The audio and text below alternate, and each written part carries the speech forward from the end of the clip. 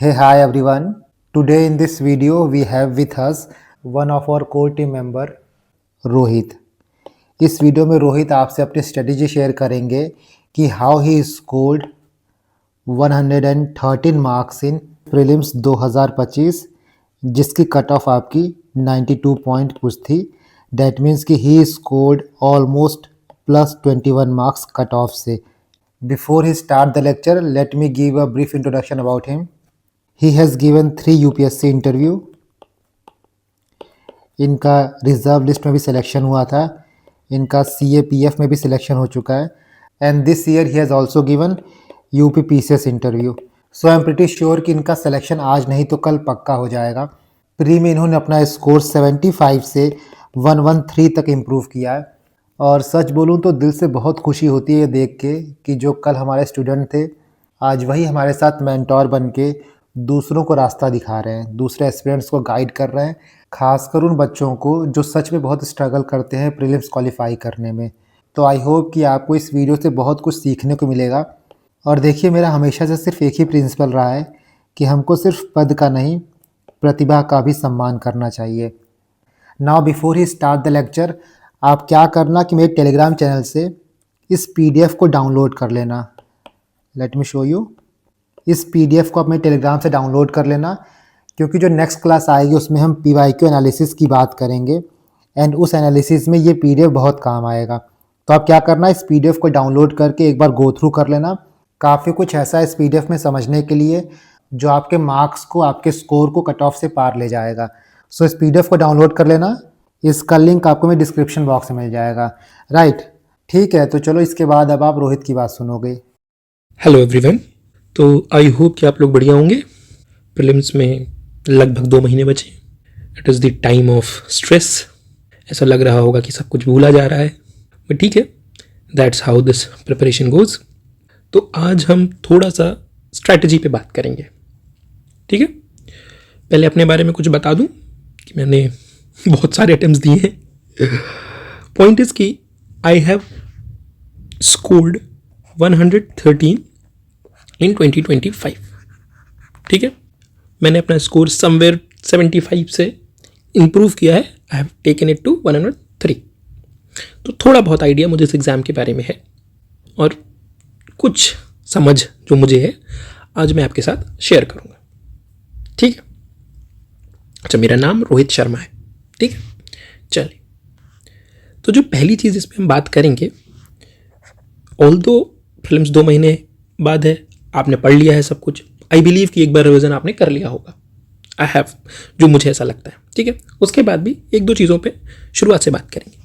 पहला जो आइडिया है रिसोर्स का, बुक लिस्ट वगैरह. I am not talking about book list, but मैं यहाँ बात करने जा रहा हूँ कि आपको कुछ भी छोड़ना नहीं. कोई भी सब्जेक्ट छोड़ के नहीं जाना है. B it art and culture, B it agriculture, B it medieval, कोई भी सब्जेक्ट छोड़ के नहीं जाना है. ठीक है. तो जो पहली और बेसिक चीज़ मुझे समझ आई है कि कई बार बहुत आसान सवाल आ जाएगा आर्ट एंड कल्चर से, एग्रीकल्चर से कई बार बहुत आसान सवाल आ जाएगा. तो एक बार अगर आप पढ़ लोगे, you will have a basic idea about the subject, तो भी आप कई बार बहुत आसान सवाल कर सकते हो. ठीक है. तो रिसोर्सेज के नाम पे कोई भी सब्जेक्ट ऐसे आपको डिफिकल्ट लगता होगा, हो सकता है कि किसी को कोई सब्जेक्ट आसान लगता हो, किसी को कोई सब्जेक्ट मुश्किल लगता हो. ठीक है, बट ट्राई कीजिए कि हर सब्जेक्ट का बेसिक जो है वो आप करके जाएं. दूसरी बात, this is not the time to diversify your resources. जो भी अभी तक आपने पढ़े हैं रिसोर्सेज, उन्हीं को यूज़ करना है. कहीं और मतलब किसी एक स्पेसिफिक सब्जेक्ट के रिसोर्स को और अधिक डाइवर्सिफाई नहीं करना है. हो सकता है अगर आपने कल्चर नहीं पढ़ा है तो अभी आप उसको पढ़ सकते हैं, 2 महीने इनफ टाइम. ठीक है, बट जो पढ़ लिया है कि मॉडर्न के लिए स्पेक्ट्रम यूज़ करी है, तो अब मॉडर्न के लिए किसी और किताब पे शिफ्ट करने की ज़रूरत नहीं है. शेखर बंदोपाध्याय, बिपिन चंद्रा पे नहीं जाना है, किसी कोचिंग के नोट्स के पीछे नहीं भागना है. ठीक है. तो पहली बात जो मैंने बताई तो ये थी कि लीव नथिंग. ठीक है. दूसरा is do not diversify your sources because this is not the time for that. तीसरा, जो अभी है कि 2-3 सब्जेक्ट्स हैं, जैसे इन्वायरमेंट, साइंस एंड टेक, और कल्चर लोगों को थोड़ा मुश्किल लगता है, बट अगर मैं करंट अफेयर्स के डोमेन में रखूं तो इन्वायरमेंट और साइंस एंड टेक, इनका बेसिक्स पढ़ लेना है और बाकी करंट अफेयर्स पे रिलाई करना है। ठीक है, दोनों ही सब्जेक्ट्स में कहीं से आपने पढ़ा होगा, कोई भी रिसोर्स यूज़ किया हो, I am not talking about any particular resource, कोई भी कोचिंग मटेरियल, कुछ भी, कहीं से भी अगर आपने पढ़ा होगा तो उसमें आपने बेसिक्स पढ़े होंगे। अब इसके बाद आपको इसमें करंट अफेयर्स ऐड करना है। ऑल्दो करंट अफेयर्स आपको सब कुछ ही पढ़ना है, बट साइंस एंड टेक और एनवायरनमेंट में करंट अफेयर्स ज़्यादा वेटेज रखता है। तो जब हम करंट अफेयर्स के पीछे एकदम ऐसे भागना नहीं, अभी हम करंट अफेयर्स की अलग से भी बात करेंगे, but science and tech, SNT और जो एनवायरनमेंट है, इन दोनों में एक फेयर बैलेंस बनाना है अपने को, किसमें, करंट और स्टैटिक में। ठीक है, तो this is it for resource वाला पार्ट। रिसोर्सेज में जो भी अपने बुक्स हैं उनको ही पढ़िए, उनको ही रिवाइज करिए, जो भी मटेरियल है उसी को रिवाइज करिए, डाइवर्सिफाई मत कीजिए, कुछ छोड़िए मत। तो ये थी बेसिक बात। चलिए दूसरी सबसे इंपॉर्टेंट बात पे चलते हैं, जो है PYQs। अब बहुत साधारण शब्दों में कहूँ, बहुत सिंपल वर्ड्स में कहूँ तो 2011 के बाद से 2025 तक के पेपर हो चुके हैं। ठीक है, तो आई बिलीव कुछ 15 साल के आसपास के पेपर हो चुके हैं। आइडियल कंडीशन में अगर अभी तक आपने PYQ नहीं किए हैं तो एक अलग बात है, अगर अभी तक आपने कुछ भी PYQs किए हैं, इन आइडियल कंडीशंस आपको वो 1500 सवाल आने चाहिए। नो इफ नो बट, कोई एक्सक्यूज नहीं, कुछ भी नहीं। मेरा ऐसा मानना है कि PYQs आपको वो 1500 के 1500 आने चाहिए। अगर किसी टेस्ट सीरीज में PYQ का एक क्वेश्चन दिखाई देता है तो आपके दिमाग को इतना आइडेंटिफिकेशन होना चाहिए कि हाँ ये पूछा जा चुका है। एकदम मार्कअप नहीं करना कि नहीं कौन से ईयर में आया था आपने, बट दिमाग ये आइडेंटिफाई करेगा कि हाँ यार ये PYQ है। जिन्होंने अभी तक कम किए हैं, नहीं किए, उनके लिए कोशिश कीजिए 2018 के बाद, 2018 से 2025 कम से कम 8 साल के PYQs, लगभग 800 सवाल बनेंगे। आपके दिमाग में वो 800 सवाल होने चाहिए, और ये मैं बहुत क्लियरली कह रहा हूँ। Across the toppers, across the rankers, आप किसी से पूछ लीजिए, किसी से बात कर लीजिए, दे विल से कि उन्होंने PYQs बहुत अच्छे से किए। ठीक है, अब मैं जो ये कह रहा हूँ PYQs वाली बात, उसका आपको इंपॉर्टेंस या फायदा क्या होगा? तो मुझे जो समझ आता है PYQs से फायदे, पहली बात, कुछ क्वेश्चंस डायरेक्ट रिपीट होंगे, एक आधा सवाल डायरेक्ट क्वेश्चन से, ऑप्शन से आता है। ठीक है, मुझे 25 में तो नहीं याद है, पर 22-23 के आसपास 1-2 सवाल बहुत रिपीट हो रहे थे, तो एक आधा सवाल आपको मिल जाएगा। बट एक आधा सवाल के लिए 800 सवाल याद करना या बहुत अच्छे से पढ़ना लॉजिक नहीं बनाते। Then what is importance? The importance is theme analysis. जब आप 800 सवाल या 1500 सवाल यूपीएससी के कर लेंगे, देन यू विल आइडेंटिफाई कि कुछ ऐसी थीम्स हैं जिस पे यूपीएससी सवाल पूछ ही रहा है। तो जो थीम एनालिसिस है, ये आपको समझ आएगा only after you have understood the PYQs। जब आपने उन 800 सवालों को, उन 1500 सवालों को बहुत अच्छे से किया होगा। अच्छे से किया होगा का मतलब ये है कि आपको उनको बैठ के याद नहीं करना है।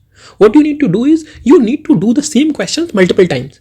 अगर आप 2-3 बार वही सवाल कर लेंगे, वही पेपर अगर आप 2-3 बार कर लेंगे ना, देन यू अंडरस्टैंड कि क्या थीम्स आ रही हैं। जैसे पार्लियामेंट है, हर साल आपको 1-2 सवाल पार्लियामेंट से मिल जाएंगे पॉलिटी में।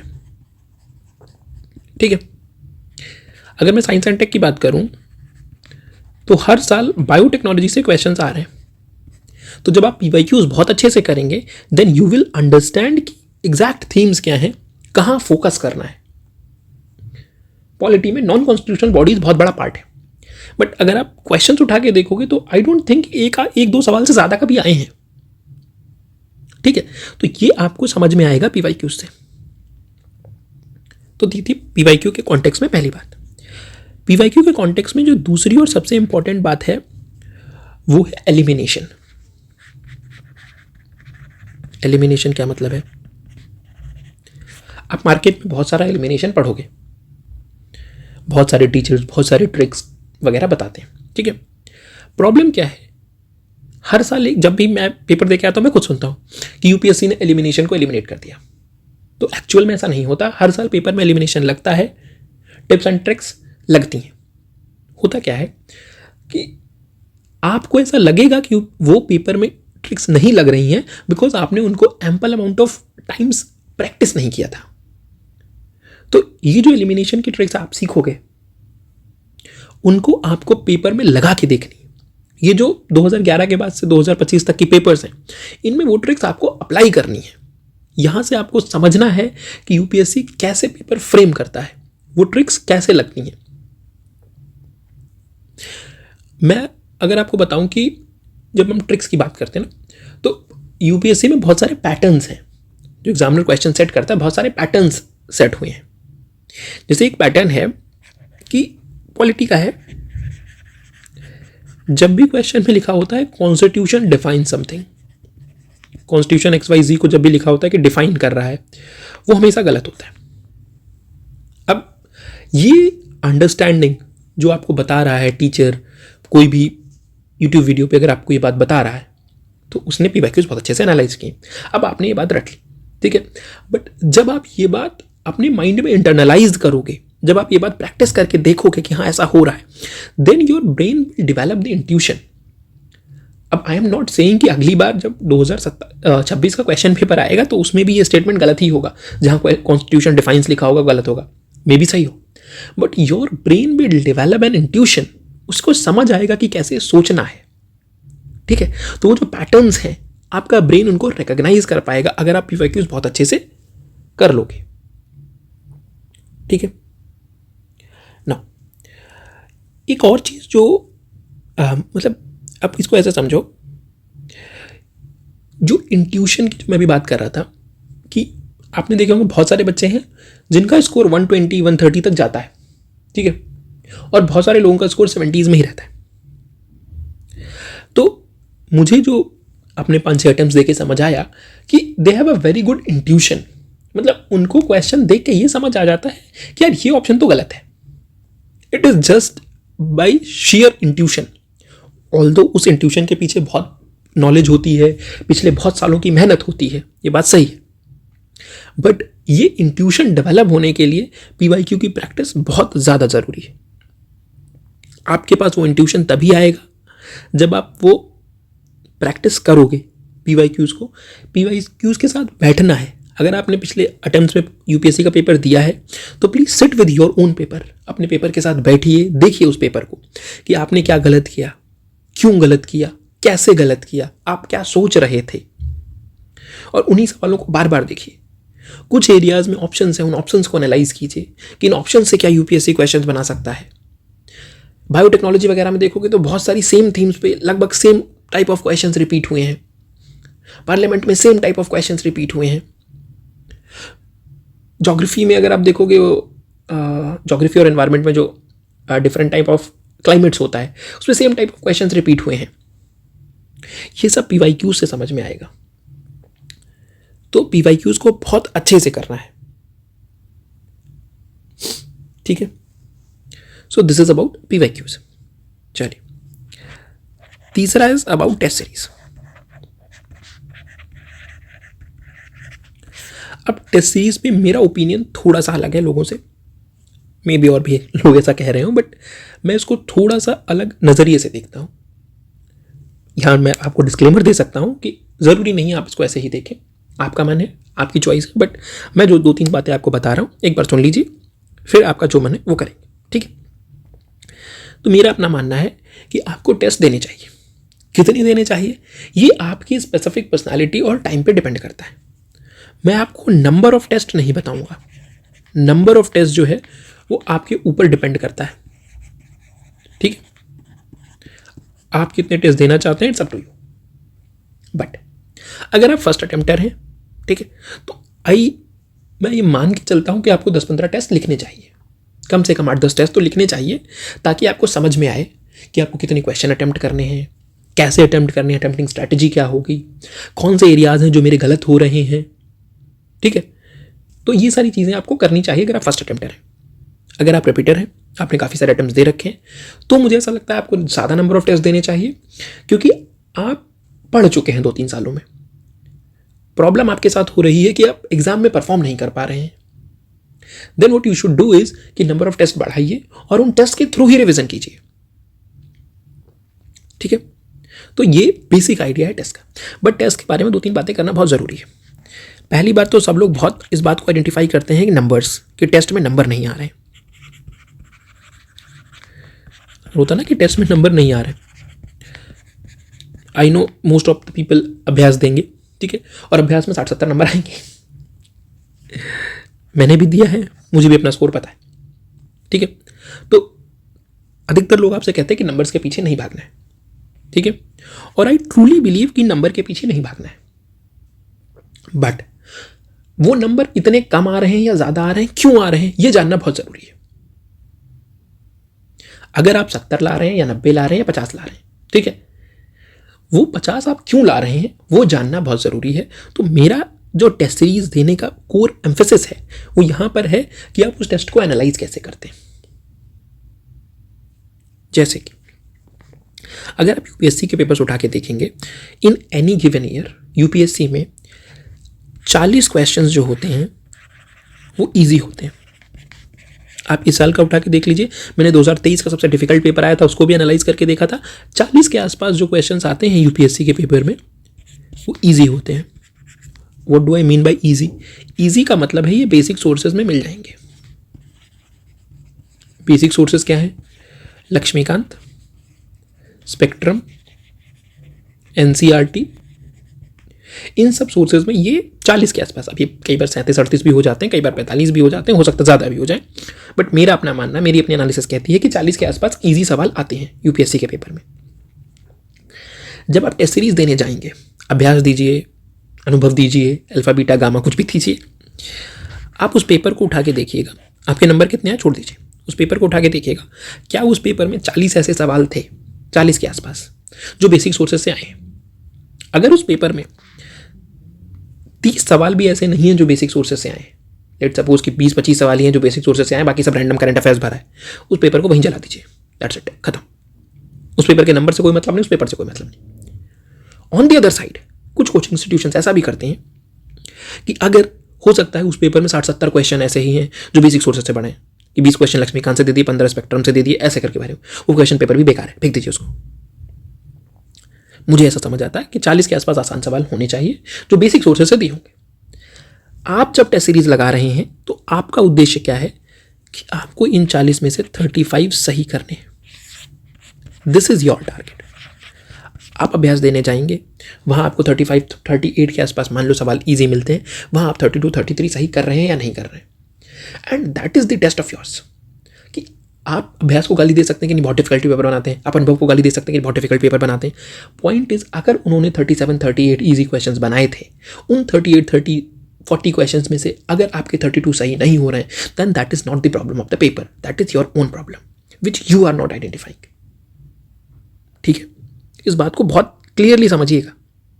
मैं किसी कोचिंग इंस्टीट्यूशन के पेपर की तारीफ या बुराई नहीं कर रहा हूँ, अच्छा है बुरा है does not matter for me. मुझे ऐसा लगता है कि अगर उन्होंने एक डिसेंट इनफ पेपर बनाया है, ठीक है, और उसमें decent enough easy number of questions रखे हुए हैं, और उसके बाद भी आप वो गलत करके आ रहे हैं, then it is your fault. ठीक है, नेक्स्ट, अब आपको उस पेपर को एनालाइज करना है। जो भी आप टेस्ट देंगे, टेस्ट सीरीज में या कहीं से भी आप पेपर देंगे, जब आप टेस्ट देके आएंगे तो उस टेस्ट को आप एनालाइज करेंगे। एनालाइज कैसे करना है? बल्कि नोट्स नहीं बनाने हैं। बहुत से लोग अलग से टेस्ट पेपर्स के नोट्स बना लेते हैं, 100-200 पेज के नोट्स नहीं बनाने। अगर आपको कुछ लगता है कि इंपॉर्टेंट है, मुझे नहीं आता है, तो उसको अपने जो मेन नोट्स हैं, आपके जो रिसोर्सेज हैं, वहां जाके ऐड कीजिए। ठीक है, अपने खुद के नोट्स में ऐड कीजिए।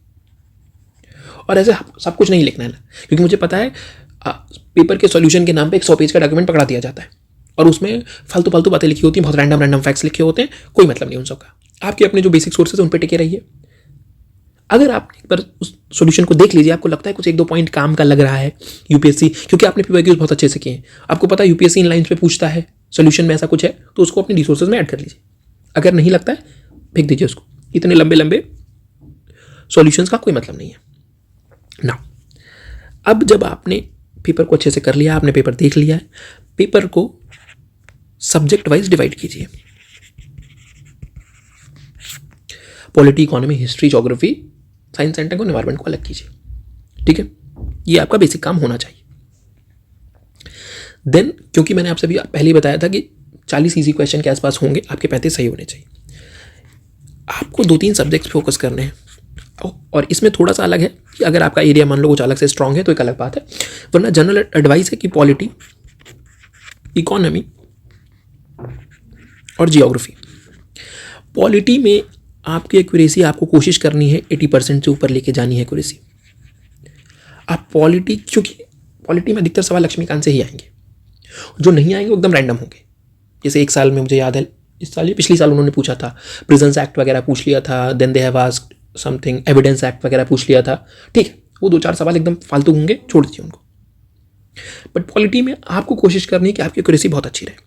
उसके बाद आपको इकोनॉमी और ज्योग्राफी टारगेट करनी है। यहाँ बहुत कॉन्सेप्चुअल सवाल आते हैं, बहुत रैंडम फैक्ट्स नहीं पूछे जाते हैं। तो टेस्ट सीरीज का पर्पस बहुत क्लियरली अपने को आइडेंटिफाई करना है कि अपन टेस्ट सीरीज क्यों दे रहे हैं। टेस्ट सीरीज अपन सिर्फ नंबर के लिए नहीं दे रहे हैं, टेस्ट सीरीज के 2-3 पर्पस क्लियरली अपने दिमाग में आइडेंटिफाई करना है। एक कि मैं प्रैक्टिस कर रहा हूँ, इससे मेरा माइंडसेट डेवलप होगा, ठीक है। दूसरा, मुझे इजी सवाल गलत नहीं करने हैं। तीसरा, मैं पेपर अटेम्प्टिंग स्ट्रैटेजी क्या होगी, एग्जाम हॉल में कैसे बैठूंगा, कैसे करूंगा, वो सब। OMR गलत नहीं भरनी है, ठीक है। तो टेस्ट सीरीज के कुछ बहुत स्पेसिफिक पर्पस है, उनको फुलफिल करना है। जब बात नंबर्स की आती है कि कितने नंबर आ रहे हैं, तो नंबर ये देखना है कि भाई 40 आसान सवाल थे, मेरे 35 सही हैं, आई एम गुड इनफ। उसके बाद इतना करंट अफेयर्स आया था, उसमें से मेरे इतने सही हैं, मुझे टेंशन लेने की कोई जरूरत नहीं। भले ही मेरे 70 नंबर आए, डज नॉट मैटर, 70 नंबर आए या 80 नंबर आए, भाई it does not matter. Numbers matter नहीं करते उस हिसाब से, बट नंबर्स मैटर करते हैं कि आपने कौन से सवाल सही किए, कौन से सवाल गलत किए। आपने इजी सवाल गलत किए, वो एक्सेप्टेबल नहीं है। आपने मुश्किल सवाल गलत कर दिए, कोई बात नहीं। आपने एलिमिनेशन ट्रिक्स लगाई थी, गलत साबित हो गई, कोई दिक्कत नहीं। तो इस चीज़ को ध्यान में रखिएगा। टेस्ट सीरीज का जो मैंने आपको पूरा पर्पस बताया, इसको ध्यान में रख के टेस्ट सीरीज को अटेम्प्ट कीजिएगा, ठीक है। देन एक बात और, थोड़ा टेस्ट सीरीज के कॉन्टेक्स्ट में, कि कुछ लोग हैं, सबकी अपनी अपनी स्ट्रैटेजी रहती है, ऑब्वियस सी बात है। कुछ लोग हैं बहुत ज़्यादा टेस्ट देते हैं, मैं बहुत से सीनियर्स को जानता हूँ जो सिर्फ टेस्ट के सहारे ही पेपर देने जाते हैं। तो अगर आप चाहें तो वो स्ट्रैटेजी अडॉप्ट कर सकते हैं। अगर आपको नहीं लगता, आपको लगता है आप रिवीजन पे फोकस करना चाहते हैं, ज़्यादा रिवाइज करना चाहते हैं, आप ज़्यादा रिवाइज कर लीजिए, बस एक बेसिक मिनिमम ऑफ टेस्ट दे दीजिएगा। अच्छा, एक और बात जो बहुत ज़्यादा चल रही है कि नंबर ऑफ क्वेश्चंस कितने अटेम्प्ट करने चाहिए। वॉट आई बिलीव, मैं अपनी बता रहा हूँ, यहाँ मैं किसी का कोई कुछ नहीं, मैं मानता हूँ 80 से 90 के बीच में is a good attempt, and I will give you my reasoning. मेरी रीजनिंग ये है कि 90 से ऊपर नहीं जाना चाहिए आपको, क्योंकि एग्जामिनर जो क्वेश्चन पेपर सेट कर रहा है उसने कुछ तो मुश्किल सवाल बनाए होंगे। जब आप 90 से ऊपर अटेम्प्ट कर रहे हैं, ठीक है, then you are challenging the very wisdom, very knowledge of the examiner कि आप सब कुछ ही कर देंगे, ठीक है। ऑल्दो मैं जानता हूँ बहुत सारे दोस्तों को जो 95-99 अटेम्प्ट करके आते हैं उनका हो जाता है। तो I am not restricting you, I am just giving you my reasoning कि आपको क्या करना चाहिए, आपको कैसे अडॉप्ट करना है, it is up to you. मेरा अपना मानना 80 से 90 is a very good attempt. 90 से ऊपर नहीं जाना चाहिए, क्योंकि मुझे लगता है एग्जामिनर ने 10 मुश्किल सवाल बनाए होंगे, आपको वो 10 मुश्किल सवाल आइडेंटिफाई करके छोड़ देने। 80 से नीचे नहीं करना है। आप 80 से नीचे क्यों नहीं करना है? और इस मामले में मैं कन्वेंशनल, क्योंकि मैं जानता हूँ बहुत सारे कन्वेंशनल टीचर्स हैं जो कहते हैं कि तुक्के मत मारो, एलिमिनेशन वगैरह ज़्यादा मत यूज़ करो, जितने आते हैं वही करो। मैं उसके बहुत खिलाफ हूँ। रीज़न क्या है, मुझे अभी भी याद है लास्ट ईयर या हाँ शायद लास्ट ईयर का एक सवाल है, बजट पे एक क्वेश्चन आया था जिसमें ये लिखा था एनुअल फाइनेंशियल स्टेटमेंट जो है वो प्राइम मिनिस्टर के बिहाफ पे पेश किया जाता है। यूपीएससी ने इस आंसर को सही माना है कि एनुअल फाइनेंशियल स्टेटमेंट जो है it is presented on the behalf of the prime minister. मेरे हिसाब से यही था, इस स्टेटमेंट को सही माना है, जबकि ये एकदम निहायत ही गलत जवाब है, एकदम निहायत ही गलत जवाब है, बट यूपीएससी ने इसको सही माना है।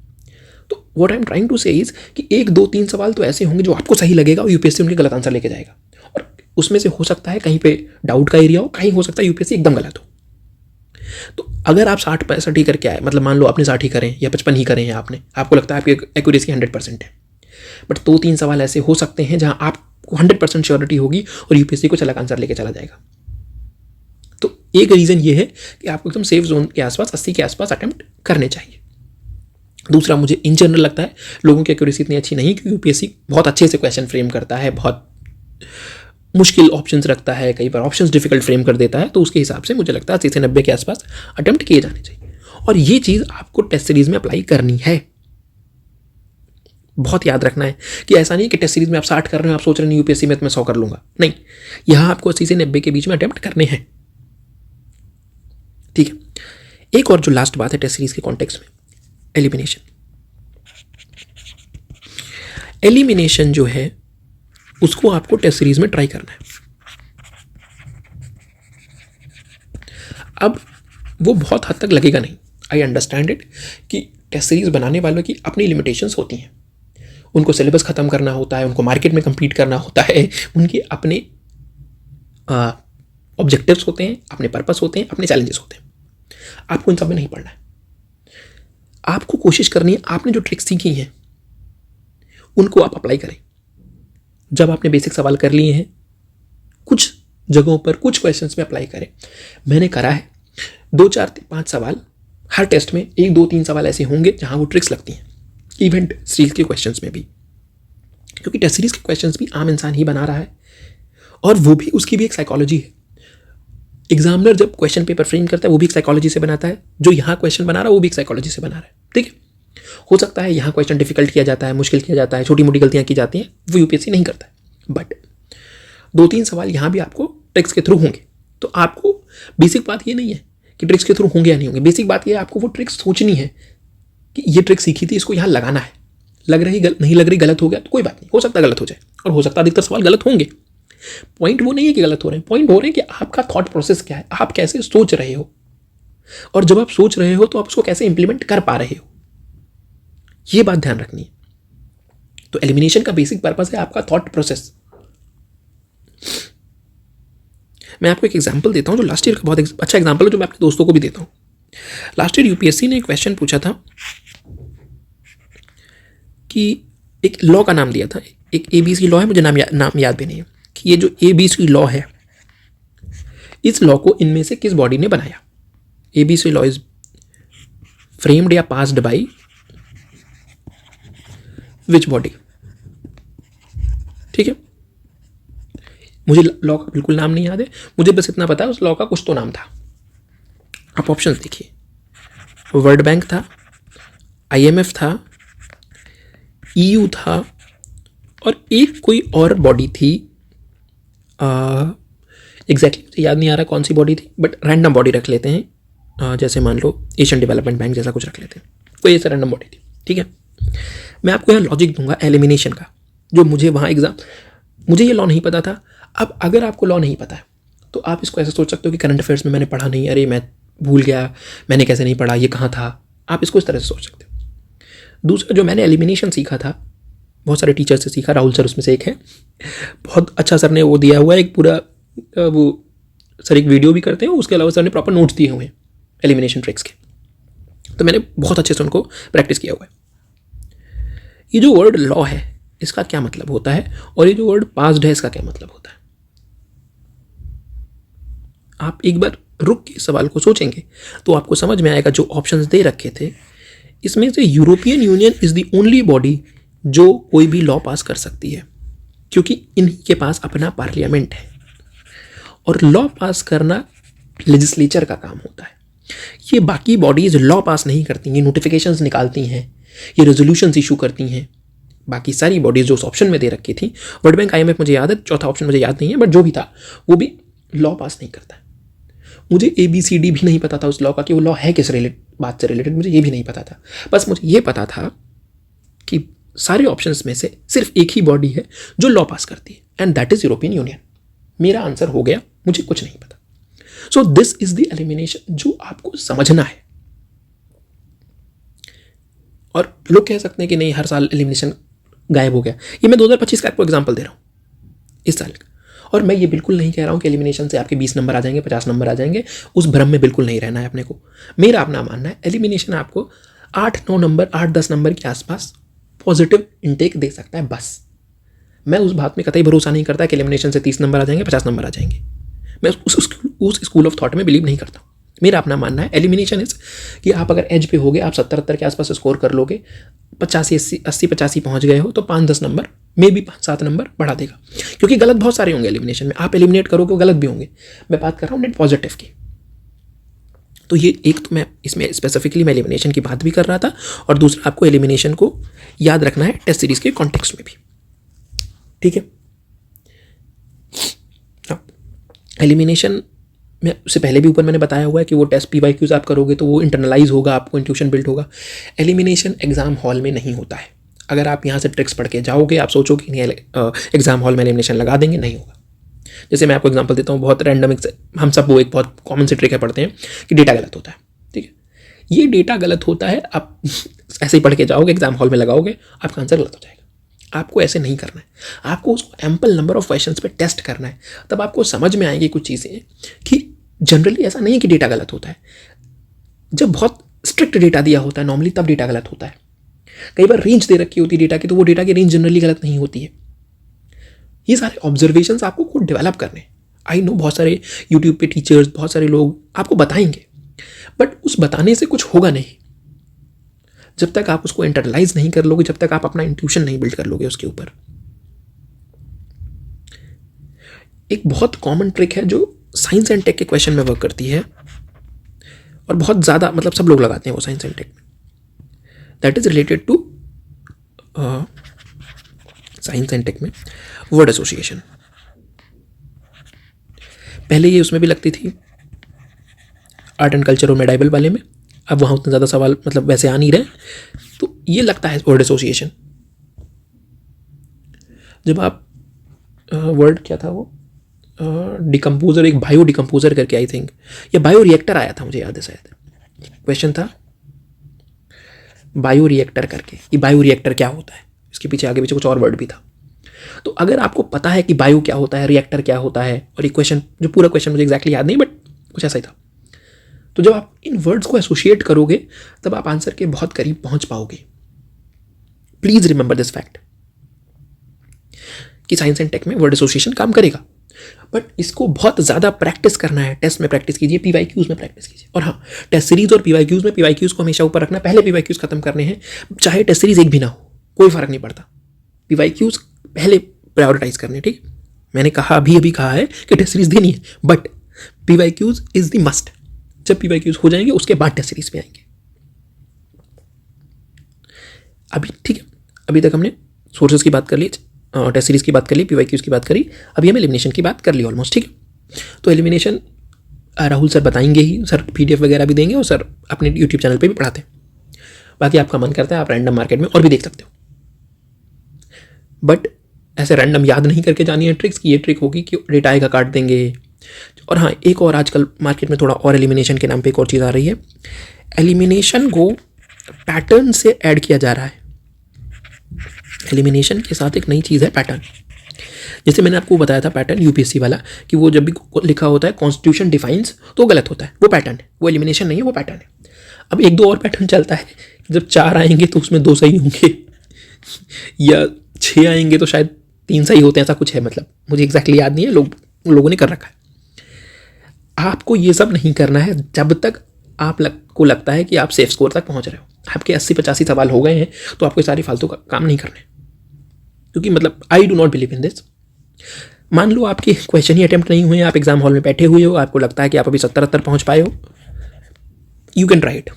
क्योंकि अगर आप 70-80 तक पहुंच पाए, आपको कॉन्फिडेंस नहीं आ रहा, आपको लग रहा है कि नहीं आपकी एफिशिएंसी भी इतनी अच्छी नहीं है, मे बी आप बाहर हो, तो you can try it.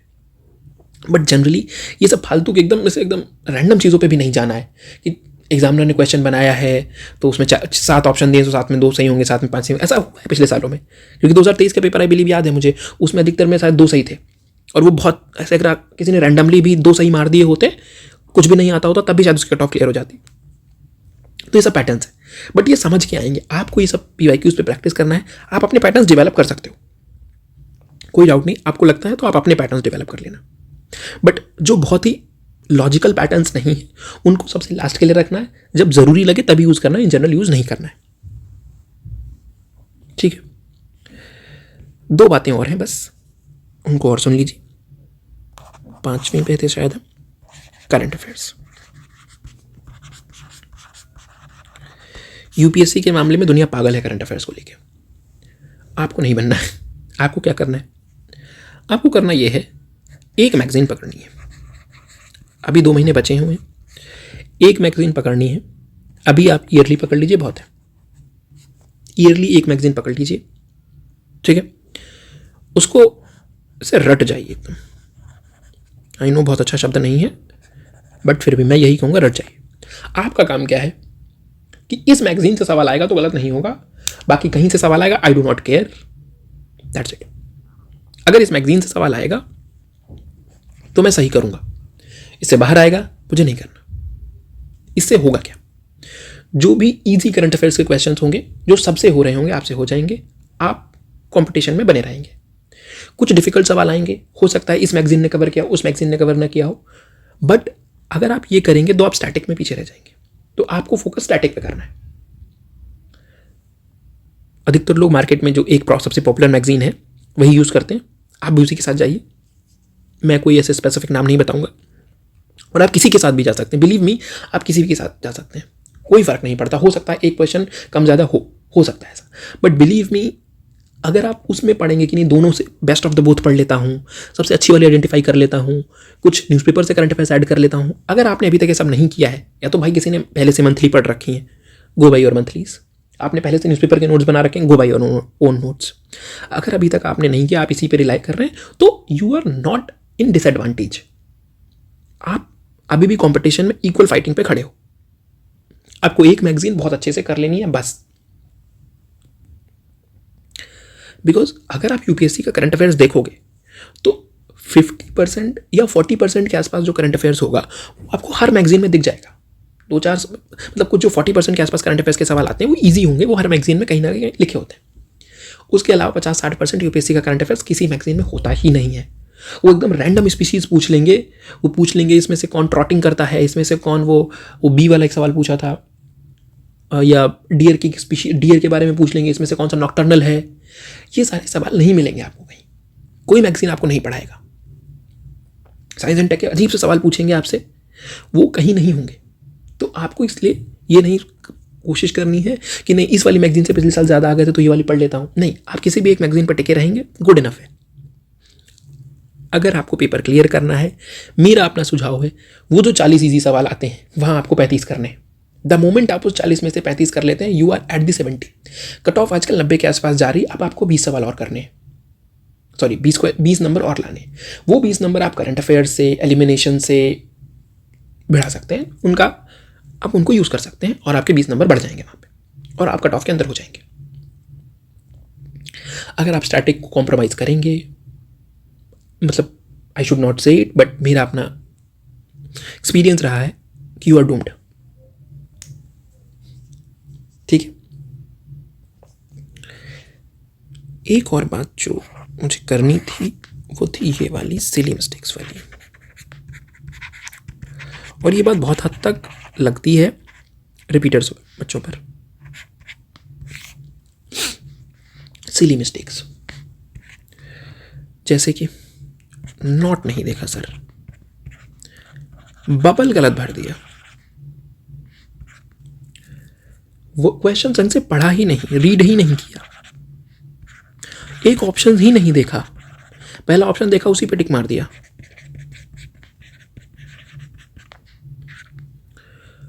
Bubble fill गलत कर दिया तो बता ही दिया मैंने आपको। सोचा था लास्ट में आके करेंगे, टाइम नहीं बचा।